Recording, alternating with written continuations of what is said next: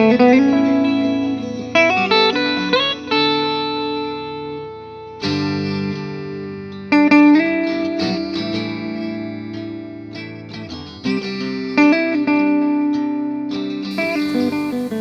welcome back. This is the third lesson of our Stay Home Art Challenge watercolor workshops, and today we're going to start our first painting.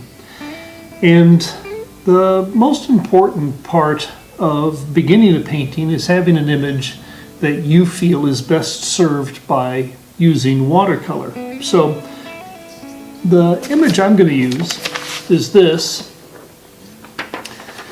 And this is a field my wife and I came across when we were up outside Savannah, Illinois.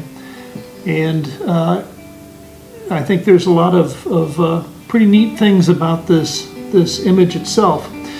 One of the things that I like especially is these great clouds and these bulbous forms, which is echoed with the shape of the haystacks in the foreground.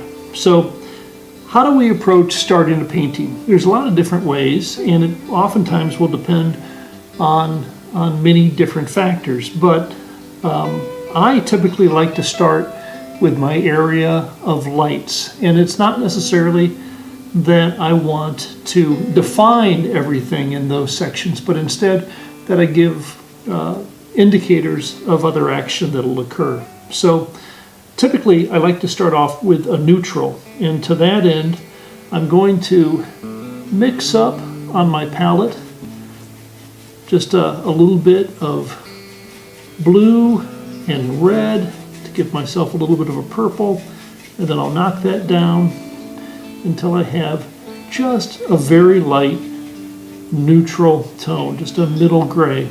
So if you're looking at the palettes you did earlier, so that would be this kind of light gray, and I'm not doing a whole lot of defining, I'm just giving myself indicators so later on I can really bring this painting up.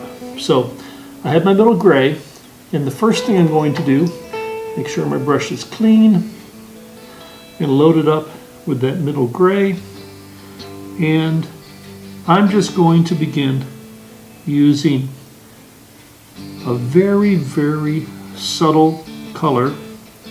I'm just going wet on dry, but I'm moving that around, and I like having a little bit of pigment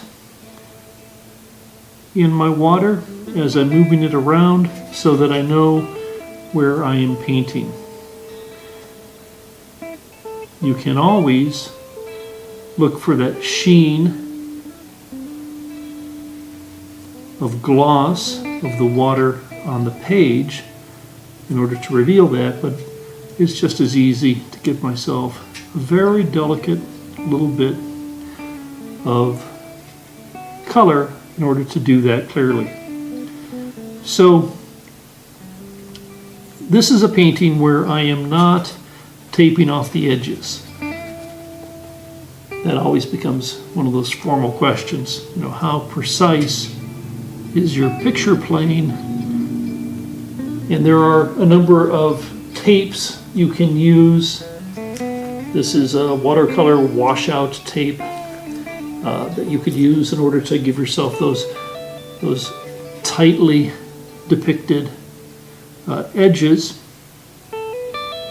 And those are fine, but I kind of like just that little looseness. Now, I'm just doing a little wet on dry, making that blended. Now I'm going to come over to this other section.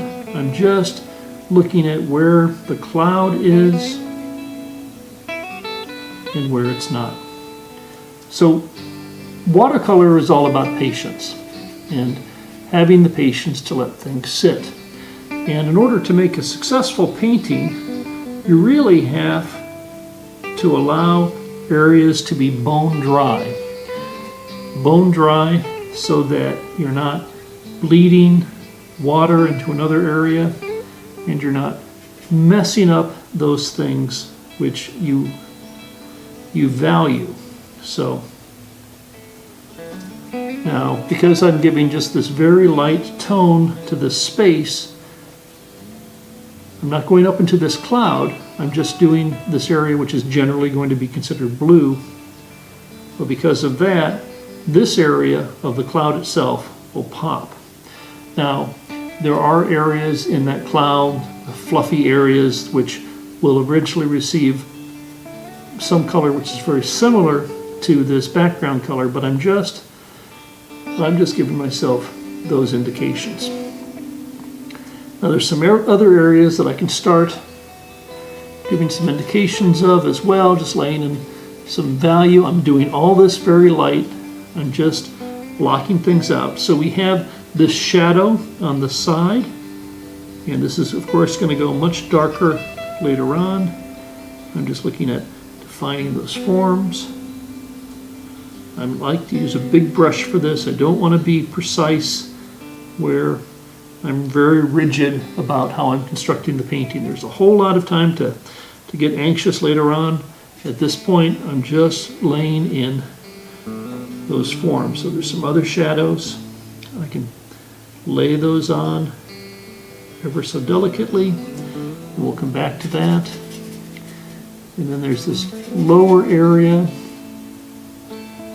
of these trees. And again, notice how soft I'm going. If I'm on my value scale, none of this is even getting into a middle tone. This is all just fairly light, so I can come in later on and really have some fun with that, with some washes, but I'm just setting up my structure. You can see I have some pencil lines that I did just as a quick sketch of what the composition was going to be. Those can be erased later on. If you have a pencil line on a piece of paper, you can erase through the paint in order to release those. But if you look at a lot of famous watercolor artists like Winslow Homer or John Singer Sargent, you'll still see in those paintings that they have pencil lines still visible. So it's not, there is no sin in having those pencil lines. Those are the indicators of how you're defining the composition. So, okay, so I'm going again here. This is all just not even a middle tone yet. But I want to have some fun with that. I don't want to make it too rigid. Notice that I'm stopping just short of interacting with those areas that are still wet. Because if I touch that area, that paint will bloom out and I'll get areas that I can't control, which you want to avoid. So again, just my middle tones.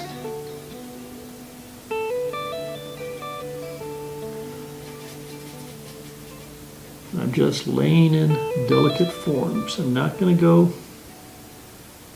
too crazy with the tail.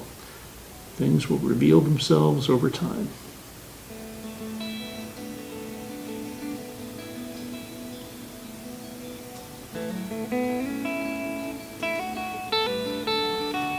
Okay, so that's really all I want to do at this point. I want to let the watercolor sit and dry.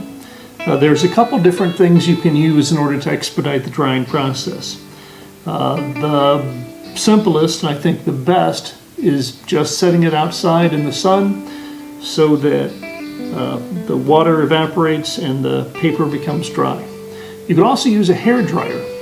The one problem with the hair dryer is if you have any sort of puddling at all, if you're blowing the paint around, you can be moving that water, taking the paint with it, and give yourself all sorts of paint in areas you don't want. So I would suggest you avoid that. But for this point, I think we're good. I'm going to set this outside and let it dry for a few minutes, and we'll come back and take a look at it. I want you to note that this gray is different than this blue. So I did that consciously. I want to be able to bring these areas up. This gray will serve as an underpainting for the blue of the sky that we'll see in just a few minutes. So I hope your is dry and it's ready for me to paint on again. Now, one way you can tell when your paper is dry is if you press with the back of your hand across the page, and if it feels cold at all, that means there's still water in there and it would still respond more like a sponge. So you don't want to press with the front of your hand because you have oils on your hand, and you'll transfer those to the paper, and then you could have some complications as the oil from your hand acts as a resist and doesn't allow the paint to flow in the way you want. So I'm pretty happy with that as a nice step. The next thing I want to do is continue with those light tones and start describing some of that space on the interior of these clouds. And again, we want to be very light with this. We want to be able to utilize the white of the page. So we have the nice light source, and we get those things which make us really like watercolor, which is those areas of glowing light, which you achieve through management of your value structure. So I'm just laying these on wet on dry, but I don't want it to seem that rigid. So because it's such a light value, I can load up a brush with mostly water and apply it, really paint with that water in a way that it'll push that paint away, and I'll get these gradated areas where the pigment is pushed and it ends up having these organic bleeding forms. And that becomes something that you really will learn to appreciate as you paint more watercolors. Ultimately, I think most paintings are successful when you're implying action as opposed to describing it. So the more ways you can manage to imply action, the better off you'll be. I'm picking up a little bit more of these grays because those clouds were pretty blue, even though at a very light value scale. So I'm picking up just a little bit more blue, and I'm going to work on this bottom area and just give some indication of these clouds happening here. And even though there's not very much color here at all, that's probably all the color I want for this section. It's very low value, it's very delicate. I just want to move that around so that when we paint the tree on top of this area, we aren't just dealing with that stark white of the page. And although optically this will all read as a white, it's so delicate that it'll allow a lot of other stuff to happen.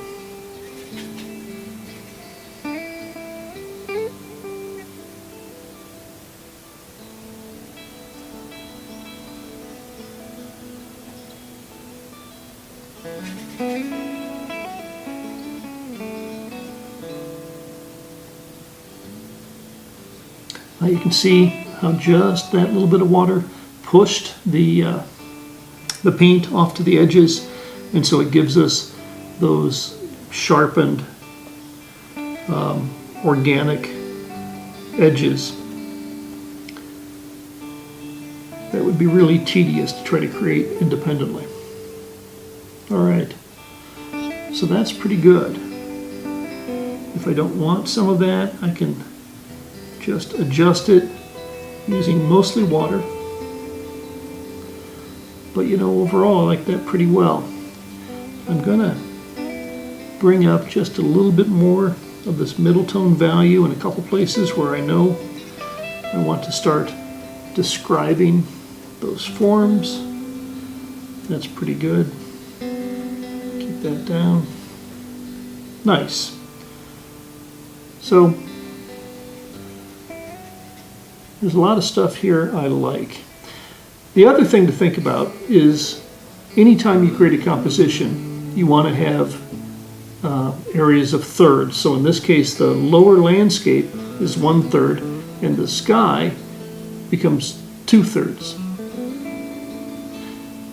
So eventually I'm going to paint this area kind of a green.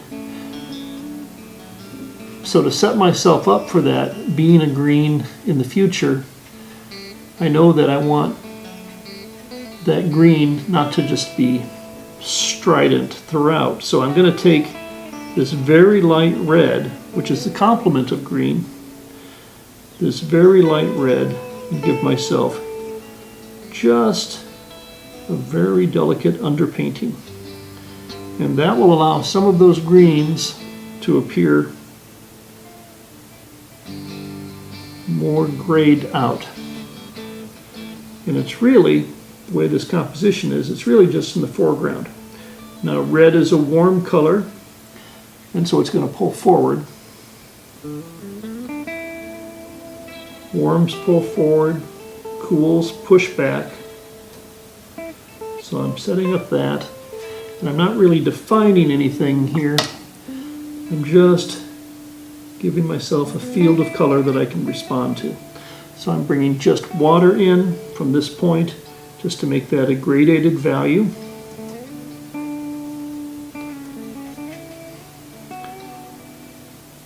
And so when I paint the greens on top of that, it'll make some more sense.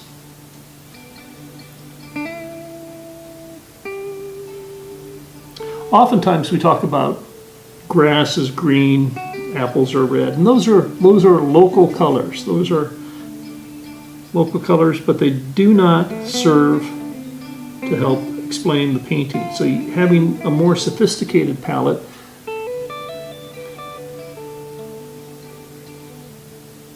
especially when you're working with a low color range, gives you the opportunity to be playful and investigate. So I like that pretty much. You can see that area dried out, so I got some of that bloom, so I'm just going to come back over and I'm going to scrub a little bit. And scrubbing is something you can do. It's a good thing to do, but up to a point. If you scrub too much, you could take off that sizing, and then you won't have control as you try to do other bits of painting on top of it. So that's pretty good. I'm going to add just a little bit more here, and that'll serve to bring forward these areas just a little bit when I do the painting on top.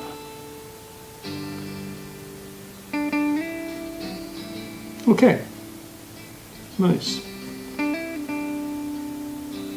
Now we'll go back outside with this and let it dry for another 10 minutes in the sun.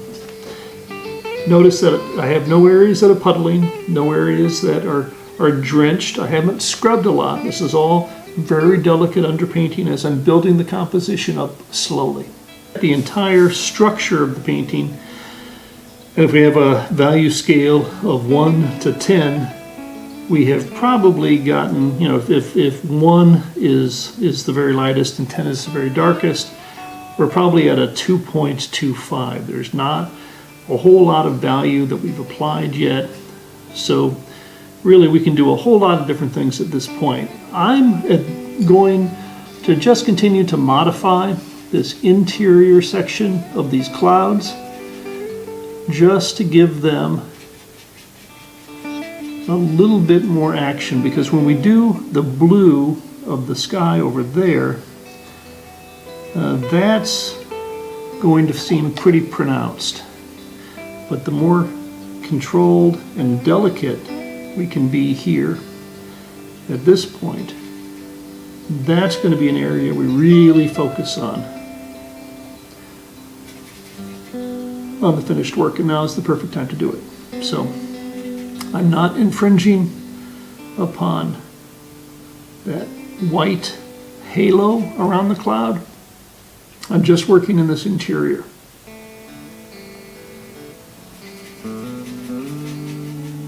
And you notice I'm only using the blue and a little bit of the red. Just the blue and a little bit of the red. to help kind of define those areas. And then on the cloud section that's further back, I'm going even lighter and even more delicate. We're using atmospheric perspective in order to define these areas. And atmospheric perspective says that the further something is away from us, the less of a value shift there's going to be, and the more blue it is. The thing to think about when you're painting a sky is air is this huge weighted mass. So you know when you swim at the bottom of a swimming pool how much more air pressure you have or water pressure you have. Well, air pressure is the same way in that we have just a tremendous amount of air pressure at the surface, and the higher you go up, the less it is. So there's all this density of air pressing down, and that makes everything more faint and more difficult to see through. So that's really what our model is. I'm going to add just a little bit more action here just to engage that area. But again, I'm very, very soft with all of this. I'm not overworking any of that. Okay. So next we want to bring in our blues. And because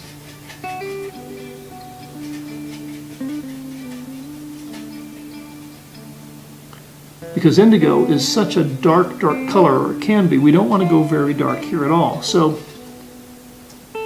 again, I'm keeping everything within our middle range, and I'm just going wet on dry to give those clean edges.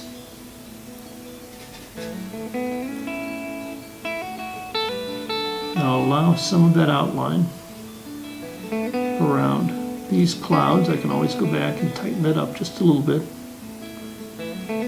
Clouds are not necessarily very sharp edged.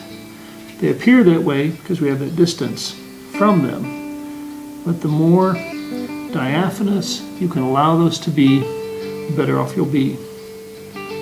There's a great painter, Cousins, who was famous for his watercolors, and he would take a rolled up piece of paper, a crunched up like a tissue, and look at that in order to help him understand how light moved through clouds. And there's a lot to be said for that as a tool. So I have, you'll notice a little bit of sharper paint on those edges where I first started defining that. I can come in and just scrub delicately to bring that back. And that's pretty good. And I'll do the same thing here. Again, I'm just helping to define those. So the thing about the English watercolor method, here I'm using this traditional palette of indigo and Indian yellow, or gamboge, and Indian red. The thing is, if you give yourself a very limited palette, you can pick almost any three colors that will allow you to have some semblance of a full range. All right, I like that pretty much. I don't like how blocky that is, so I'm going to take a brush that's completely dry and just use that to drag that around. I'm not adding water, I'm just dry brushing to soften those edges. Bring a little bit of color in to soften those edges. And that helps a lot. So I like that. I'm going to add some more water up here and bring that paint around. Now I'm going to load up quite a bit, relatively speaking, of that blue.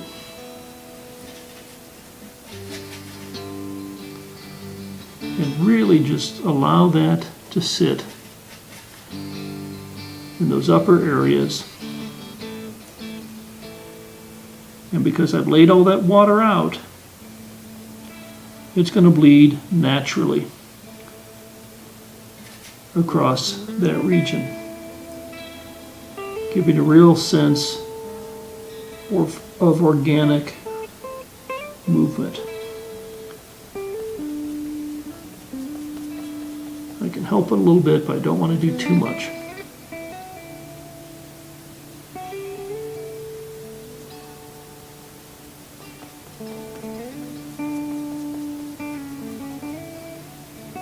All right, I like that a lot.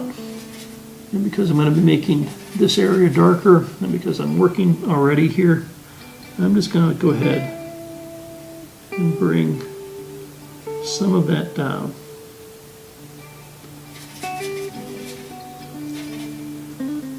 Same over here.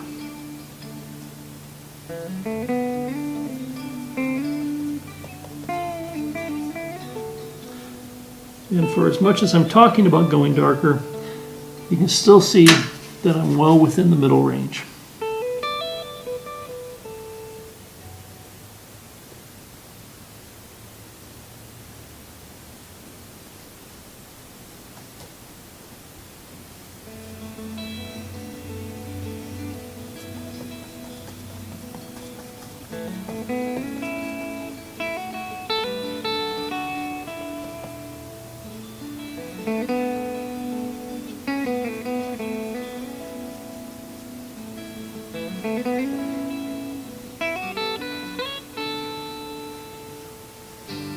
But I'm going to lift off some of that paint and help make it seem a little bit more diaphanous, a little more atmospheric at the same time. So sometimes I'll see students that will scrub an area and then blot it hard with a paper towel. And I'm going to encourage everyone not to do that, because that's really what you're doing is lifting off your sizing. So if you have a pool of water, you can always soak it up by touching at the water but not the paper. But I'd never like to see someone smoosh onto the painting itself, because all you're doing is removing the sizing. So the next thing we want to do is start establishing some of this lower area. And if we look at our value scale, we're pretty dark at the top, but we're still in those middle tones. So we're in fine shape. But what I want to do is establish some approximation of green. So I'll start off with my yellow, my dirty yellow, because my brush was dirty. And you know what? That's a pretty good looking green. So I'm just going to plug this in a little awkwardly at first.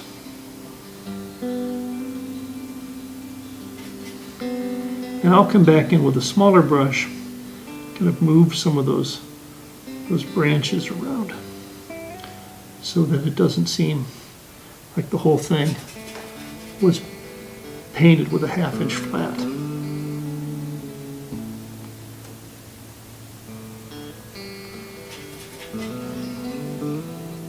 And because we've done that underpainting with the blue, we can come in pretty quickly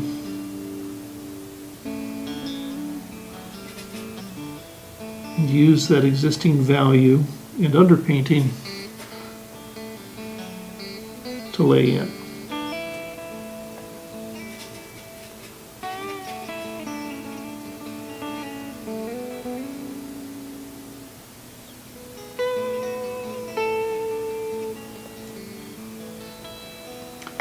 Now I'm going to switch to a smaller brush. Here I have just a liner brush.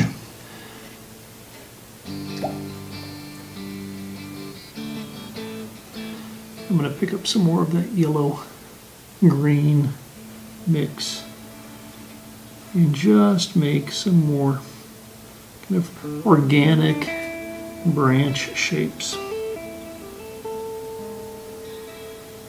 Again, I'm more inferring than I am describing. And that's not bad.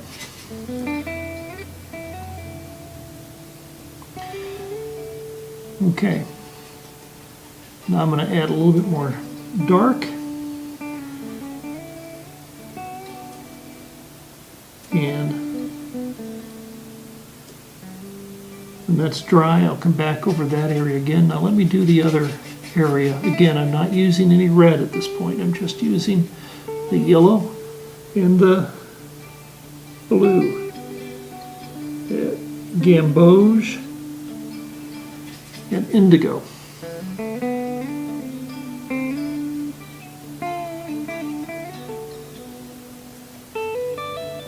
And the thing to think about also is every tree, just like every face, is going to have areas of light and dark. So if I were painting a face, the forehead would generally be yellow, yellowish. The eyes would be red, and the nose, and then the chin would be more bluish. It could be very subtle shifts, but it's the same is true generally for trees as well. So we're just doing that. The value shifts in space. So all I'm doing now is just kind of blocking in, again, middle tones, these trees.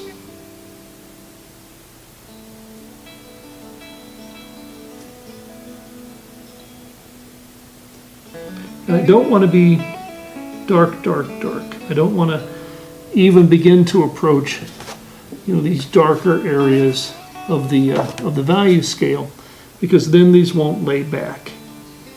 You want them to recede into space, and we do that, like Leonardo tells us, we do that by being generally lighter and generally bluer. So I'm just looking at those spaces between those shapes. And there is a little tree standing up in between in that clearing, but I'm not addressing that yet. And again, since I'm going fairly dark, and I know that this is going to be an area of more clear darkness. There we go. I'm just going to start describing some of that form.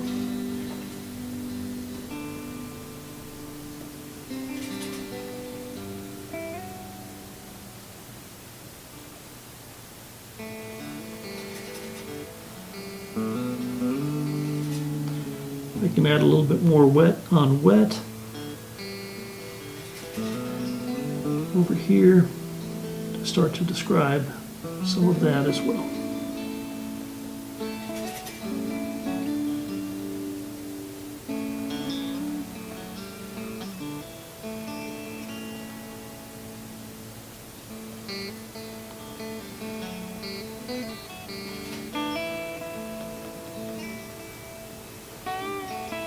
All right, that's pretty good.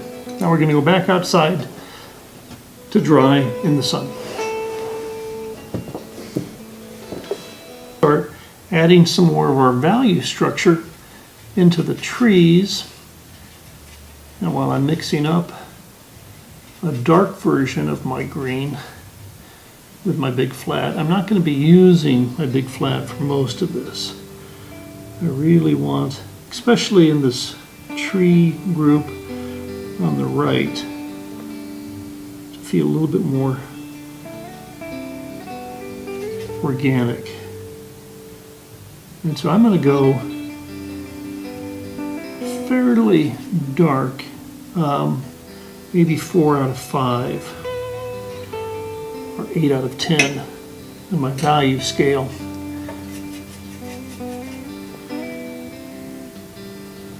To move these forms around.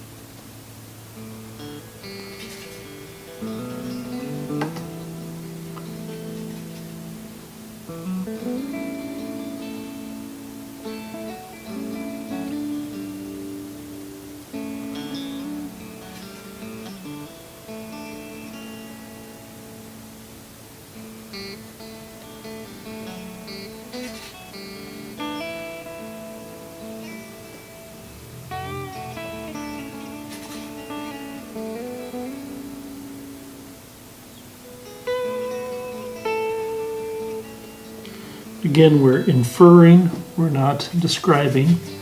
I'm not trying to show you what each and every branch is. Since I'm working up some of that value, I'll bring it around here.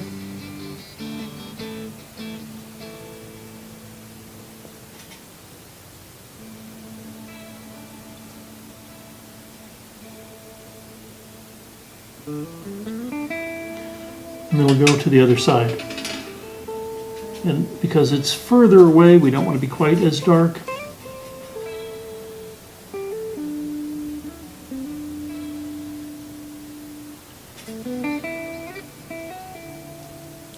And in the same way that the clouds have a little bit of a halo of light, we're doing the same thing, especially over here with this group of trees.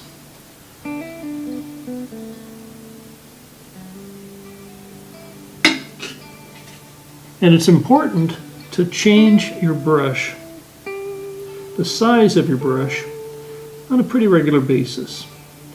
The advantage to changing your brush is it allows you to make marks differently, in different ways.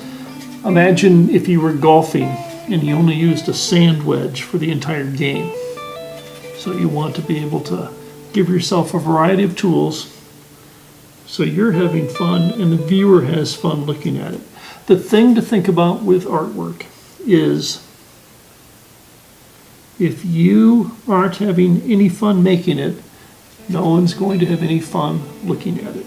So find pleasure in what you're doing.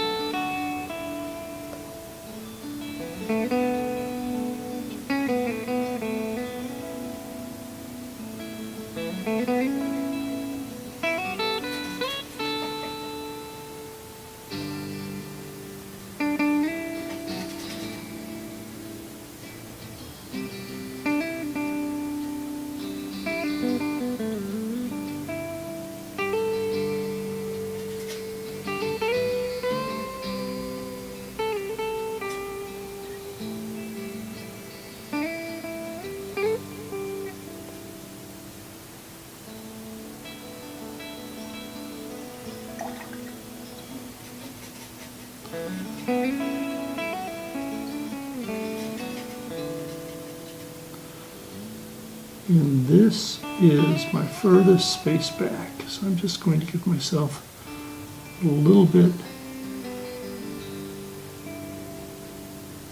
of light and color there.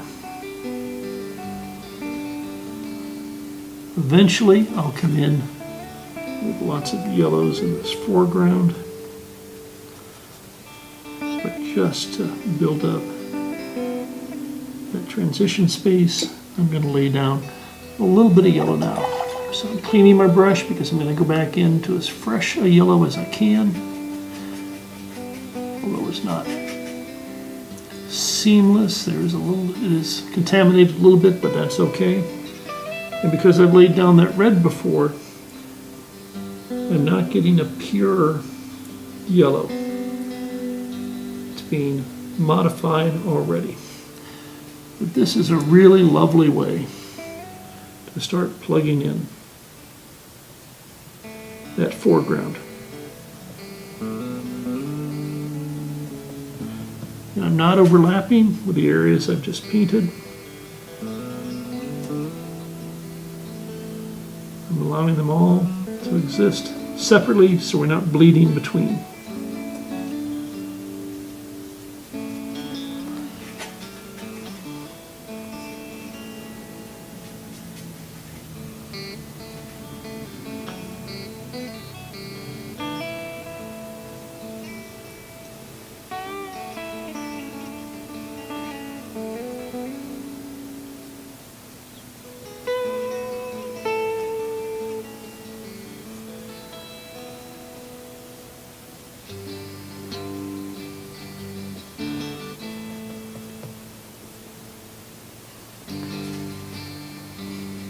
A little bit of yellow up here. There too. Good. I'm going to take this back outside to dry. All right. So we've been outside 3 times to dry it, and it's done very well. There's really just a few more little steps to do. We want the hay to be differentiated. So we're going to add a little bit of red, just glazing across the top. Very transparent. We're leaving that little bit of light at the very top so we get the sense that it is being hit by those lights from above. And I'm going to darken this about halfway down so we get that gradation and a turning edge. The value shift gives us that turning edge.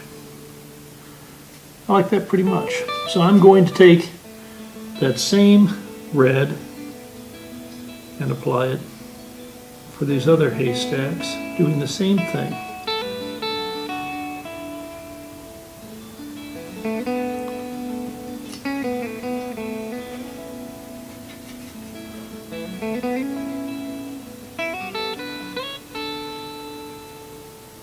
All right, now we have that tree.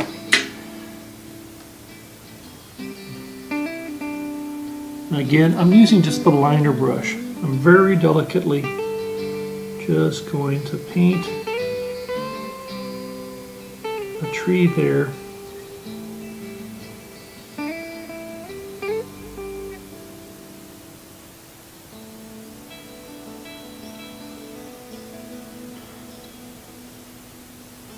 And I'm going to ground it a little bit with a little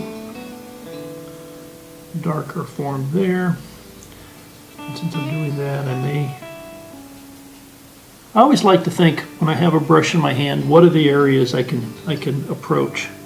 So there's some branches up here, so I'll apply that.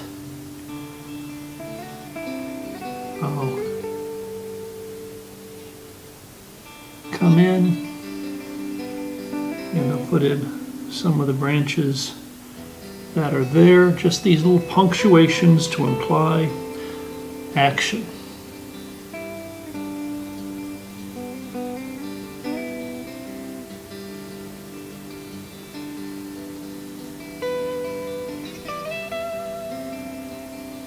Doesn't take a lot. I don't need to spend a whole bunch of time defining things, but I'm just giving myself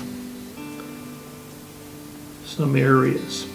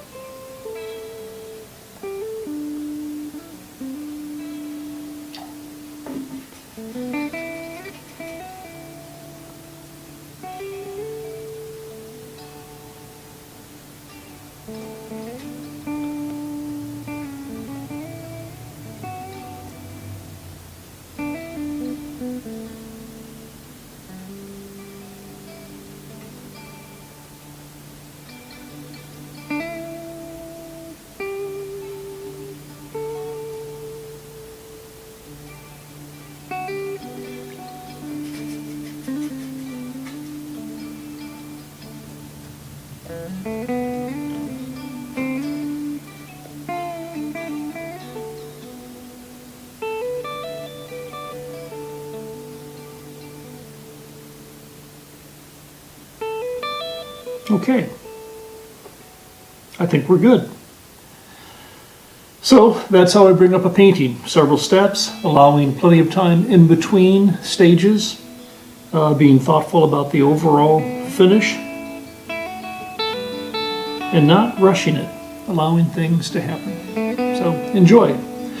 Your project is to do your own version of this painting. There'll be a copy of the original source image as a link for you to download. Good luck.